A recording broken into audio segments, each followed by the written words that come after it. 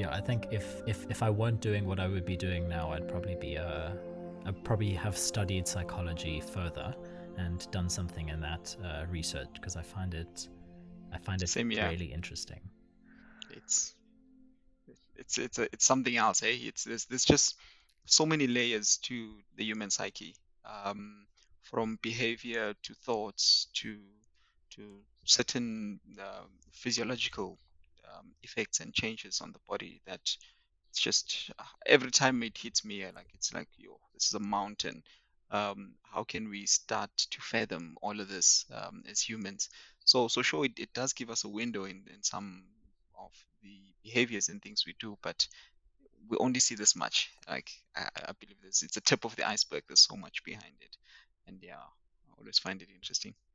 Yeah, it's I could talk about it for hours. And like you said, For like I think, days. yeah, absolutely.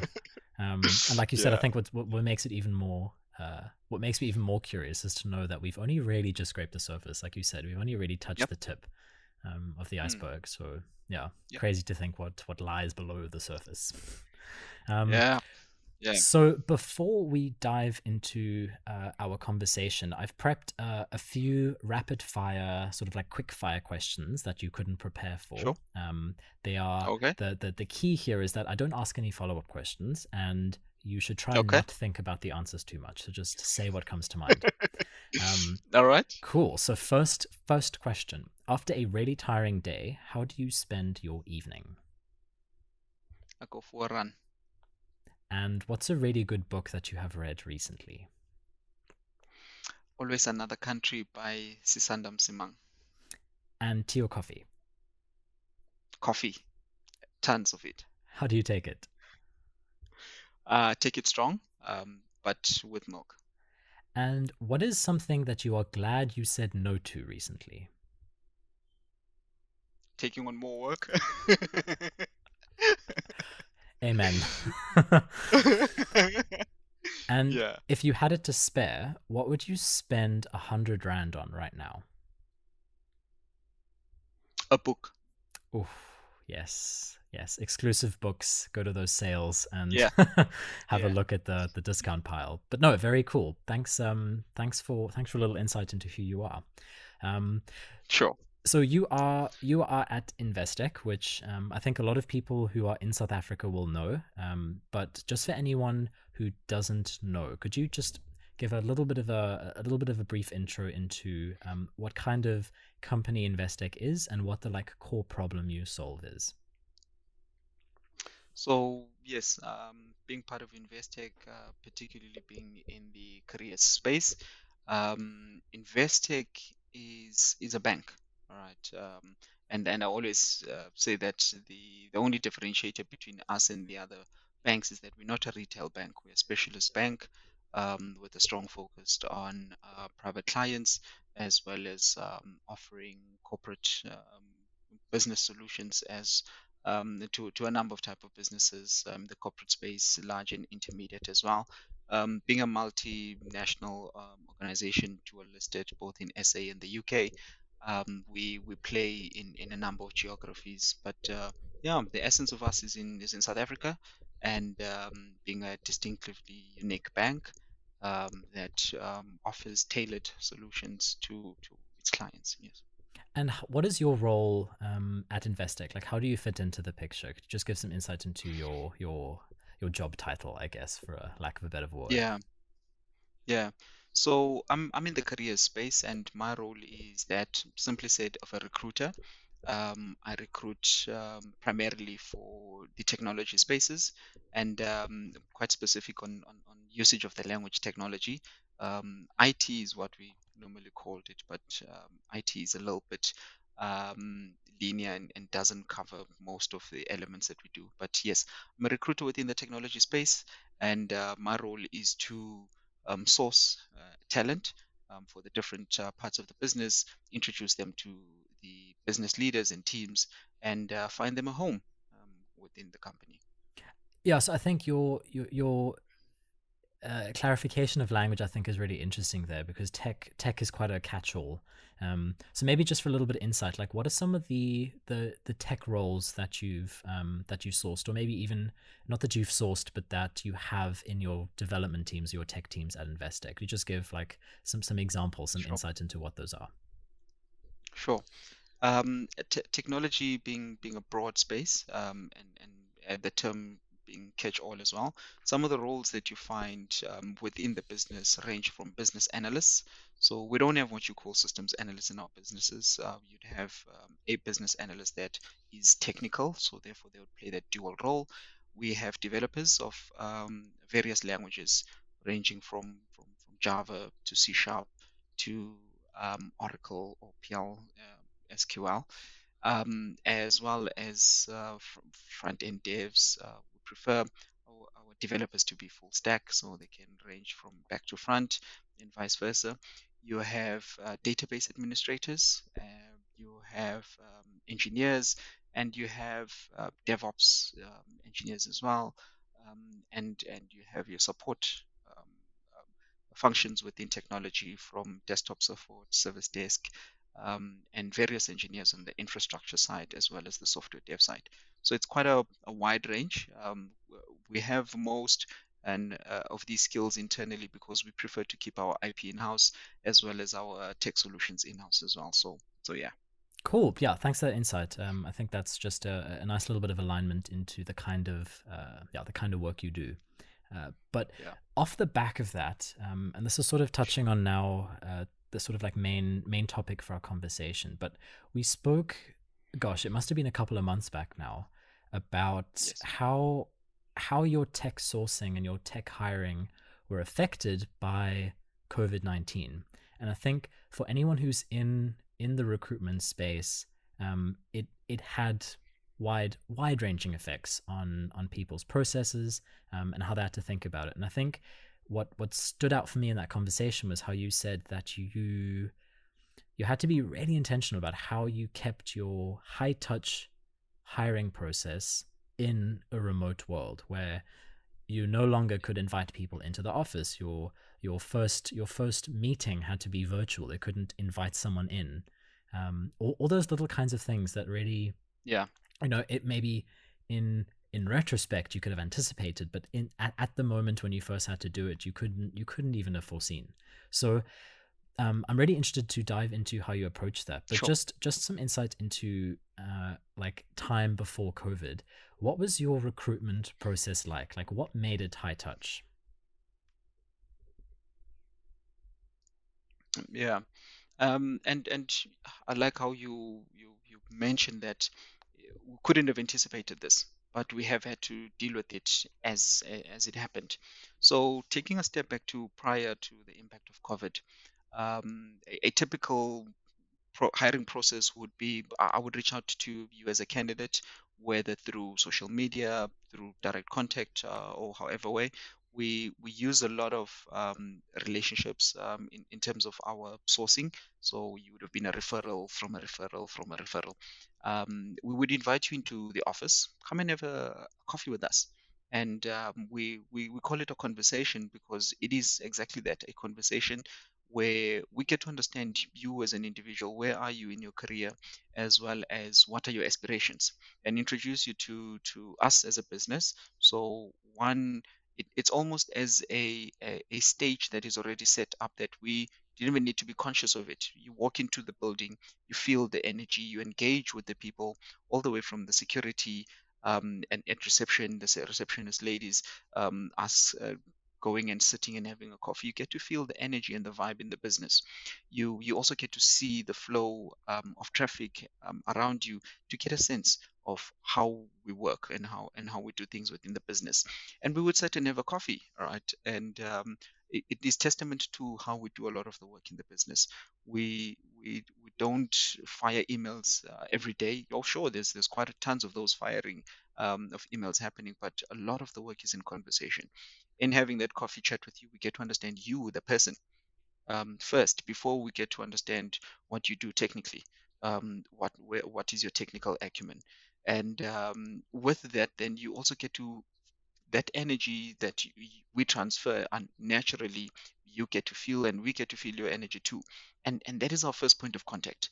You may walk out of there and decide not to come back to Investec, or the role is not aligned, but you would have Right. had an experience, and it would sit with you, it would last with you to say, I went to Investec to speak to somebody, right? There's a name behind um, the recruiter. I didn't just go to speak to a recruiter.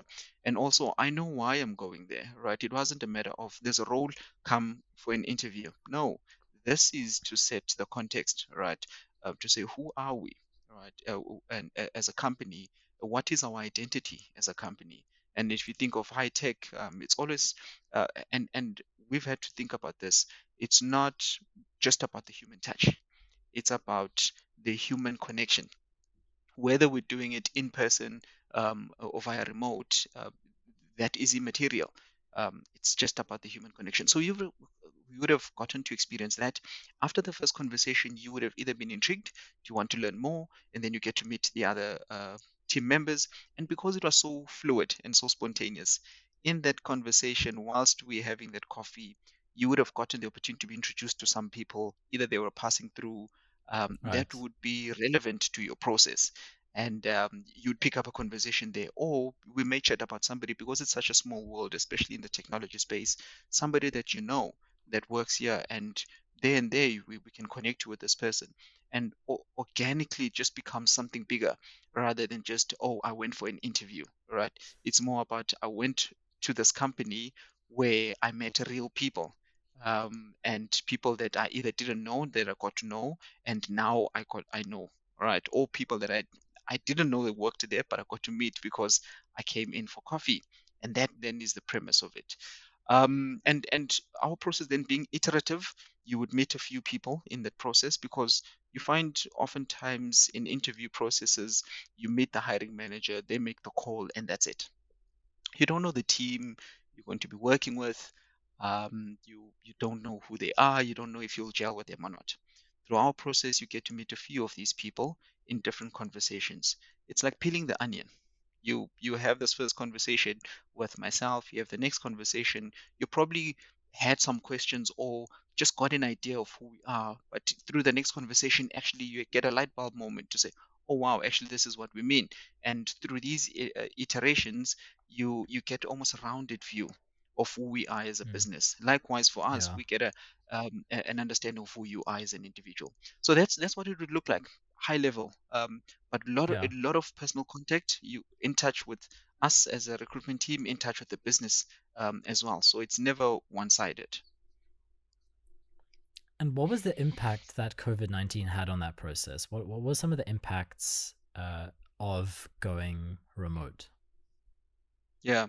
So the first thing was, I think with everybody else, um, I think it was a crippling effect in the beginning to say, whoa, so wait, we used to doing things like this. Now we no longer have this ability to let people come in and have coffee and have chats with us. What do we do now? Right? And for a moment, it seemed as if, sure, nothing is going to happen. Right? And then quickly we had to realize that actually this is an opportunity to do things differently. And we had to find our feet as we were going, and literally land and keep running. So the change more than anything was the platform more than anything, rather than the process, because we looked at it and said, what defines our process, right? As a company, we talk mostly being a culture driven organization rather than a strategy driven organization. So it means we are people first, and we define our processes based on what would be the best guiding principle, right? For us as a business, we don't need to write it down as a rule to say you have to do step one, step two, step three. But what is the guiding principle? And being a culture-driven organization, we said we believe in human connection. How do we achieve human connection best without having people come into the office? All right, so we said we've got these platforms. For internal people, we've got what we call teams, and for external organizations, we've got other technologies such as WebEx and Zoom and all these technologies. How do we leverage off these? And how do we then still deliver human connection using these platforms. I think at that time we realized that we really didn't need to change our process. All that changed was the platform. And so from when I say process, we would still have our iterative interviews with the different people. The only thing is the medium is now going to be remote. So that came with its own challenges because if you really think of technology and the adoption of technology, there are the early adopters and those that are a little bit cautious where technology is concerned. And particularly when it comes to interviewing, this is you placing faith in somebody, employing them into the business as a potential employee. And some people felt that um, doing this via remote won't give them a good sense of who this individual is, because now you miss on social cues. For example, you don't really get to feel the energy of this individual, or for some reason all of us prop ourselves up to be, the stars, right? Because we know that we're doing this via remote, so it kind of takes away from the essence and the trueness of the individual. So that was something we had to really work on quickly as an organization, and identify those individuals with those perception challenges, and we just needed to get them over the line. So it was a bit jittery in the beginning, where a few people were willing and few people weren't willing, and it was a matter of how am I going to do this? I've never done this before. The most I've ever done was I sat in a room with some people. This person was in another office of ours through video conference technology. So this time around, this person could be anywhere in the world. How do I still get the best out of this person? And that is the hiring manager. And us on the other end, we are worried about how do we still give the candidate the best experience ever, right? Feeling like they are connecting with us. Likewise, for the hiring managers, that they are able to connect with this individual. And so ours then was to set the tone of these conversations. So we started with a few conversations, experimented with those, and said, let's look at the basic etiquette that would enable us to connect and have a decent conversation. For you and I, we are connecting via remote. We've got our video cameras on. We can see each other. And we've shown enough of our face as well as our upper body such that I can get some cues from there. And we are always cognizant of the fact that because we're doing this via technology, there could be a lag and certain glitches. So just bear those in mind, right? Because some people will be frustrated by that and say, oh no, I'm having this conversation, then the next thing I can't connect. Oh, sure, yes, it happens randomly, right? We've just experienced it. It happens to anyone. Um, just bear that in mind and be a little bit patient. And once we got over that, we realized that it's not so bad, right? Then we started having more and more people opening up to this, right? And where then we still got to say, one, let us give the candidate the opportunity to settle in. So before just getting in and firing away, let's connect on a human level, right? Who are you, right? Tell us a little bit about yourself. How was your day? These are trying times. We are all under lockdown, and we all have our own challenges that we are dealing with outside of just our corporate work. So, what are some of your challenges, and how can I just make you smile today? Right. Once we connect on that human level, we find that it becomes much easier to have the conversation, and that was what we needed to get right. And I'm just curious, just on that point quickly. Yeah, I think I think connecting on a human level via remote is probably something that uh, everyone who's now had a virtual meeting can really relate to because it yeah, makes such a difference. But because I mean, just to like acknowledge that this is the first time that this candidate is meeting you. yeah, They're probably quite nervous because they feel like they are being, looked at and judged and whatever the case yeah. is. So, how do you get like what were some of the ways, even just from your personal experience, that you got people to warm up? Because I think asking them how are you, how was your day, they could still be quite closed and say, no, I was okay, I was fine, I think. So how do you get them to warm up? What are some of the things that you do if someone feels like they're nervous or closed off or are not opening up as much as they could be? Yeah. So I think the one thing is, as much as people like to talk about themselves, there's always a sense of um, reluctance, especially when they meet a stranger. So the best way to overcome that is start sharing yourself. So I then start volunteering information and sharing to say, I'm asking this because this is how my day has been, right? And these are some of the challenges I've encountered today, and here's Mhm. the bright side. And we laugh about some of the things, and that helps them understand that I'm as human. So some of the and they can relate with some of the challenges I may have experienced. They may have experienced the same thing and be like, actually, you know what? I had something exactly like that, right? And strange enough, kids are one of those best ways to connect. It's like smokers, right? We can always connect over smoke. Likewise with parents, with kids. So I would go in with that. Do you have kids or not? If you have kids, actually, this is what I'm going through. Let me tell you about my life story. Actually, wait, I'm not going to tell you my life story because it would take the whole conversation. But this is the Yeah. highlight, right? And it's much easier to connect after that, because why? They know they're speaking to a human being on the other end. Right. Yeah. And I mean, I think this is sort of touching now on your how you thought about your high touch. And I think some of the things you said before, like when you gave your high level overview of the process, there's a lot of those features which are really hard to replicate when it's virtual. Like, I really liked your you mentioning that. How did you put it? Was like spontaneous engagement with people in the office. Mm, mm. Um, all of a sudden, it is just you. It is Yes. just a one on one. Yes.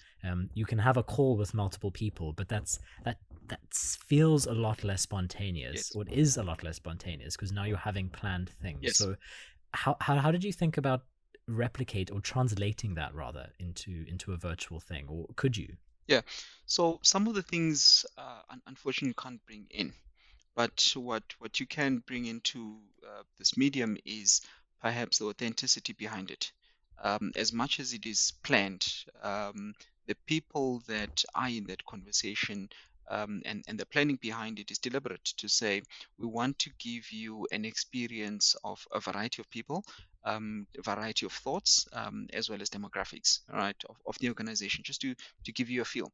But also people that will give you enough content, if for lack of a better word, or meat or substance, that you can walk out of that conversation saying, I didn't get to experience them physically, but by engaging with them, I got to understand a little bit what the company is about and what the people in the company, because we always say, we never look at the building and say that's the company. We are the company, right? And any group that you have is a representation of the company. So those people will, whether five of them or four of them, are a representation of the bigger company. So we just placed a little bit more, we were more a little more deliberate around how we get and who we get into those conversations, just to give them an authentic experience.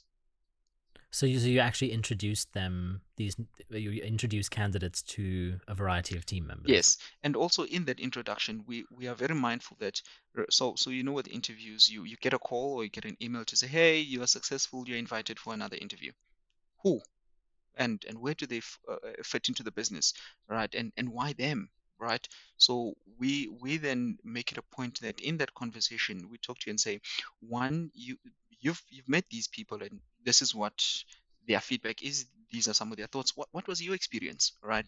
In our interview process, we talk about a a low power dynamic where you don't have us as a business right on top holding the power in the conversation, and you right at the bottom as a candidate, taking the firing from us. No, it's about this equal distance. And so we'd like to know how much you experience us. Likewise, as much as you'd like to know how we experienced you. So we give you the feedback and we ask you for some feedback. And we tell you now, to the next conversation is going to be with person X and person Y. This is how they fit into the business, and why are you meeting them, right?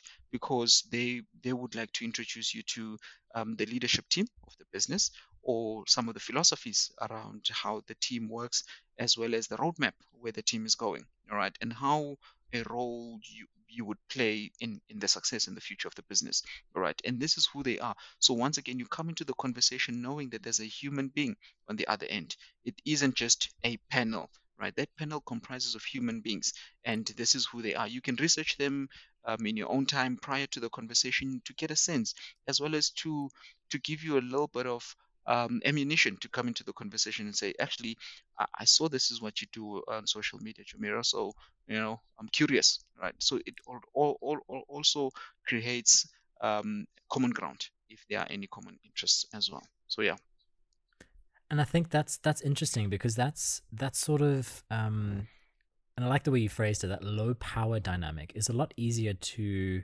uh, get across when it's in person because you can meet someone on a very human level, yeah, and break down a lot of those barriers by introducing them to people, having a coffee with them, showing around the office, whatever the case is. You can it's easier to get that across. But the minute it becomes a virtual thing, it feels like you are going through a screening process. The feeling is completely different. I yeah, think some of your points of telling them who this person is, why they're being introduced, and I like the way you phrased it, that you say that they want to introduce you to, as opposed to they're going to ask you about, or yes, they want to, yes, it's a completely different dynamic. yeah, And I like that, it's you meeting them and them getting a chance to meet you as well, yes, and to actually to get that feedback, yeah. which I think is really interesting. Hence, we also say it's a conversation and not an interview. So which means it's a dialogue. It goes both ways. You get an equal opportunity like we do. And yes, at times you find people that grab onto it and jump onto it and do the most out of it and ask as many questions. Some true to interview style, some of them are a little bit shy or hold back a little bit because they're not quite sure yet. But what's amazing is they might be like that in the first conversation, but as they get to understand and meet more people, they become more inclined to ask questions because now they come with some context into these conversations, and they've got something to build on, and they want to understand more. There's heightened sense of curiosity, all because it's a conversation, right? And it talks to that power distance once again. Yeah, and I think again something else you said just now is in in a remote first hiring space, it's more important than ever that a candidate feels really prepared. So give them the ammunition they need Yeah, to come into it with a little bit more confidence than they normally would. yeah, So I like that, like who are these people, yeah, where are they working, yes, those that kind of information. sure. Are there other so just on the how you had to change your high touch in person process when it went remote, what are some of the other changes you had to make to your, I guess, your process slash your platform? So I think it was more about how we make the most of the technology rather than change our processes. I think once again, being a very a culture-driven environment, we don't have hard set ways of doing things. We are nimble and fluid, and all it is, it's about what are we trying to achieve. And so we haven't had to change a lot, but we just had to be deliberate and around why are we doing this, and what do we aim to get out of it. So we've always said we want to put the candidate at the center of what we're doing, especially our hiring process. um, what if you were a candidate, how would you like to experience this, and what would be a good experience for you, especially considering that we're using these platforms. And we've tried to keep that at the top of mind in our hiring process, to say, as a company, how do we deliver that, and let's always hold the mirror to each other, all right, and say, if we do go off track, how do we bring ourselves back on track, right? And through all of this is we try and debrief as much as possible with the individuals as well as the hiring panels, to say, tell us about the experience, all right? How was not just the person, but the experience of engaging with the person? Did you enjoy it? What were some of the challenges? And in doing that, you realize that some people actually walk out of it feeling, oh, it wasn't the best of interviews. Just to find that no, it's because they're not in physical contact and can't read some of the social cues, they feel very far from the candidate. And by giving them another lens and saying, is it perhaps not this? You help them see it in a different light, and they realize actually, wait, it might be, all right, and then it opens up another conversation. Whereas they would have immediately cut off that individual and said, oh no, this person is not going to work. So debrief quite a lot, and just keep in mind that, look, things aren't the same, so we won't experience things the same. And am I correct in thinking that or saying that debrief session you also have with the candidate that you've had the interview with as well? Yes, we have that with the candidate as well, and in the debrief, we'd like to understand how was the experience for them, what worked, what didn't work. Right? There are some learnings there for us, and powerful learnings for that matter, because even if you were to pay money, you wouldn't get those type of learnings because they lived experiences for that candidate. And it's important for us, but also just to make sure they experienced the process like you thought they would, because there's the intent versus impact thing at play here, where you've got all the good intentions, but then it lands differently. All right, so you just get that from the candidate as well when you share what the business then business feedback with them to say this is what they're thinking, and they might actually come back and say, actually, I know why, and I see why. All right, so yes, it makes sense, and where sometimes if things aren't successful or the process isn't successful, they can actually say, actually, you know what, it was such a good process that should something else come up, all right, I'd like to be considered again. I understand why this one didn't work, but I'm still keen on the company. And what impact does having that debrief session and getting that feedback from candidates have on building that connection with them? It goes a long way because I think it further solidifies that they weren't just a number. They weren't just a figure. They weren't just somebody who's going to fill a bum in seat. They were a person, a human being in the process. And they interacted with human beings as well that cared about them as an individual as much as they cared about the skills they bring on with as well. Because we say we want you, the individual, first, and then your skill set. And when we hire you, the individual, first, and then your skill set. So that debrief session goes a long way for them, as well as for us, because I mean, we can't say this is who we are yet not live those values. It's one way of living our high tech and high touch principles. I think that speaks to something which has stuck with me for a very long time. I spoke to Amy Miller, one of the senior tech recruiters, or she was at Google, she's now at Amazon. But something which she said, which really struck me quite hard, was when you're interviewing someone, that person is and probably will still be one of your customers, someone who uses your platform, someone Yeah, who engages with you a lot, and that, as you said, they aren't just a number. They are, no matter whether you hire them or not, they are a human being that you value for their skills, for their talents, for what they bring to the table. Um, and like remembering that and holding that true, and I think the debrief sessions and the feedback is a really cool way to communicate that, because doing that is, I guess, resource heavy. It's an extra step to your process. You could just say no, but to show that we're actually going to take the time yeah, to communicate some stuff with you, we'd also like to hear from you what it was like, where we can improve, all that kind of stuff. It's a really, that actions speak louder than words. yeah, Scenario where you can actually really build connection, and like you said, even if not for this role, yeah, they can come back and apply again for another role. yeah. Two things. So one is talk about high touch. I mean, there is no other way to define it. It is just being high touch, because once again, it's about the human connection, human to Mm. human, right? And then secondly, it's that individual is as good as an ambassador for your brand or for your business.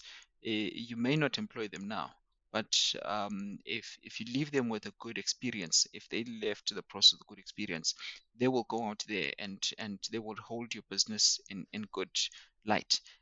There's nothing as powerful as word of mouth. and being particularly within the tech community, and we've learned it's a small community. The one person that you'd come across now, in 3 years' time, you'd come across in a different company, and if you leave that candidate with a bad experience, what do you think they'll tell the next candidate, and that candidate to tell the next candidate? So if you do want to become an employee of choice, you would really pay some good attention to your processes and experiences as well. And so personally, I think I wasn't a stranger to video calls before we went remote, but Mm, obviously sort of dived headfirst into everything being on a video call. sure. So I'm curious to hear, as someone who sort of had to make that as part of um, their sort of core function, Yeah. what was the most surprising thing about building connection with candidates via video call? What were some of the things that you like either were really impactful that you didn't think would be, or just like a surprising lesson that has actually taught you how to build connection better? Um, I, is I think for me it was being vulnerable. It asks of you to be comfortable in showcasing who you are. Right. So yes, you we don't want you to come on video call naked, all right?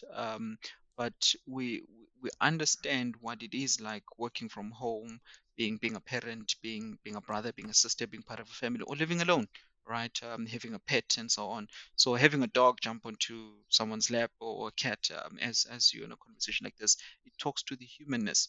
And I started looking for those things, and strange enough, it tells you a lot about them, right? Whether they've got a background, whether where they're sitting. And somebody was saying the other day, I was sitting, and I had my cupboard behind me, and they were like, "I'm so envious of how neatly packed your cupboard is." Right. And I was like, it reminds me of my dad, because he's former military, so he really instilled that in me. But it gave the other party a glimpse into who I am and how organized I can be. Right. So such little things that you can pick up, Mm, where you relied on certain social cues in person. Now in the video, there's this still stuff that you can work with. Right. Is the person leaning? Are they slouching? Are they smiling? That pitch and tone of their voice, and things like that. All of this, I wasn't ready for it. But then when I started picking them up, I realized actually there's tons of information and wealth of information to be picked up from this medium as well. So yeah, I've embraced it. Uh, Look, it can be exhausting, because all you do is sit in front of your camera all day. But the one thing it has helped me, and I've really appreciated, it made the world smaller. Just yesterday, I was in a conversation with people in the UK, and strange enough, it feels like the UK is just across the road now, all right, because of the proximity that's brought by video conversations. I was going to ask as well if you had any advice for people who have to hire remotely now, but I think you've almost answered that in your last response, and I really like that. See a video call as an opportunity to get different information. Yes, Where are they sitting? What sort of background have they picked? Is it a a creative one? Is it yes, a scene of a country that they've been to, or whatever the case is? But there's, as you said, there's a whole bunch of new cues yeah, that you wouldn't necessarily get in person. So it's not a deficit as much as it is an opportunity for something a little bit different. So I think I really like that framing, yeah, and I think that's a really cool piece of advice for people who are maybe still struggling with hiring remotely, or are only just really getting to yeah. experience that. Yeah, yeah. I think you're spot on. You're spot on.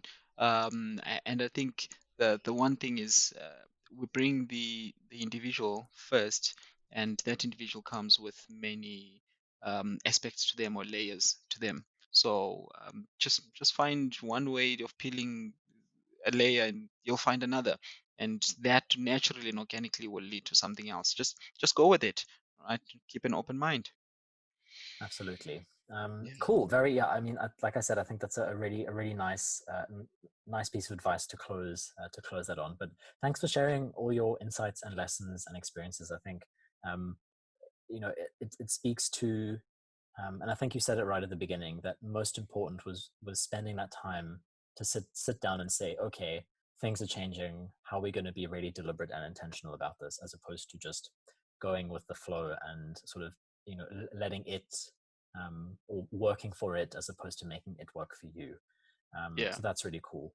And like I yeah, said, thanks for sharing your advice. I think there are a lot of sure. people who have to do this now, Yeah, and are probably relating to a lot of what you say, which sure. is really cool. So yeah, thanks for that. Yeah. And just as a last question, because I'm interested, Hmm. the book you recommended at the very beginning with our first set of questions. Um, Yes. could you tell me a little bit more about that book? Why was that a book you decided to read? So it's called Always Another Country, by Sisonke Msimang. So it's something that I relate with. So although I didn't grow up in various countries, I grew up in various parts of the country, and for me it was always another place, right? So another town, another city, and is there a sense of home? What is home, or what does home mean? I think that that was the natural attraction for me, and it is a memoir of this lady who grew up all over the world due to her family being exiled, and how I'm not an autobiography type of person, but this is written with such um, uh, character that it almost feels fictional, right? You would Mm. read it and be like, yeah, I can relate to that. This is so real, right? And so that was the attraction for me, and I think it talks to the transition in the journey of um, living as a black child in a changing world. What did it look like Mm. transitioning from apartheid to post-apartheid, and what that meant for you as an individual? What are some of the hopes that you had? Were those hopes realized? And what are some of the fallacies that come with it, and that you have to live with in today's times? So yeah, that's the key thing for me in that book. I haven't finished. I've got a few pages, but it's been lovely. Super. I will add that to my reading list. Thank you so much. Sure. um, but otherwise, yeah, thank you so much for being on the podcast. I hope to have you back again soon. Hopefully when the dust has settled and we are Yeah, all in a new world, or at least used to the new normal, yeah. whatever that is. And we can look back and say we survived it all. Exactly. Yeah, yeah, A story for the grandkids one day. yeah, yeah. Look, it was awesome, and thanks for having me, Jamiro. And this is a this is a wonderful platform just to share, right, and have Yeah. conversations. And yeah, man, love your work. Cool. Thanks so much, dude. Appreciate it. Cool.